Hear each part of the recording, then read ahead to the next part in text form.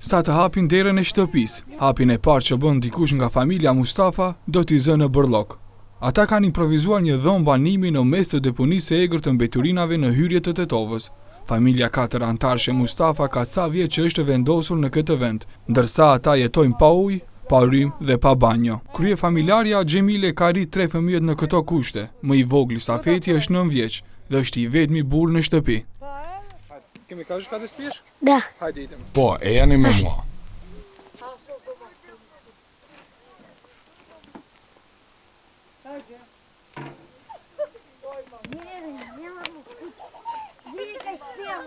Shikoni, nuk kemi asgjë, nuk kemi ku të fleme. Gjithë kjo sopë është shkatruar e gjitha. Ništa, nemamo ništa. Vidi, sve skršeno. Vidi, sve kap. Tu pikon kur bie shi. Elma Safetit flet pak, sepse thot se gjendja që mbretëron në shtëpinë e saj nuk do koment. Si të punoj me këtë kënd të thyer? Duhet të punoj, patjetër e kam.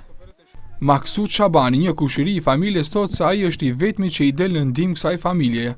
Madje orienton edhe 3 fëmijë që të mbledhin bashkë me të, për mbeturina të reciklueshme, kryesisht plastik. E gjitha kjo sepse si thot ai, asnjëri se çan kokën për mjerimin e tyre. Si që shikoni, kjo familja jeton këtu. Unë sa mundem ju ndihmoj ndonjëherë. Mbledhem disa shishe të plastikës. Unë ju ndihmoj aq sa mundem dhe puna vetme që bëjmë është të mbledhim shishet plastikës dhe të shesin për të siguruar bukën e gojës. Maksuti shpjegon se ishte detyruar të mbledh plastik nga mbeturinat, sepse askush si e punë. Ai jeton ngjitur me dhomën e kushërinjave, të cilët hapësirë po ashtu e ka ndërtuar vetë. Thot se s'ka ku të shkoj dhe se nuk guxon të ndalë punë duke ngërmuar në deponinë e bërllogut, me që ka fëmijë dhe grua për të kujdesur për ta. Ndërsa thot se fqinjët i dalin në ndihmë për gjërat më elementare. Nuk kemi as rrymë, as ujë, asgjë nuk kemi. Ujë shkojmë dhe marrim tek fqinjët më të afërt dhe na ndihmojnë edhe ata.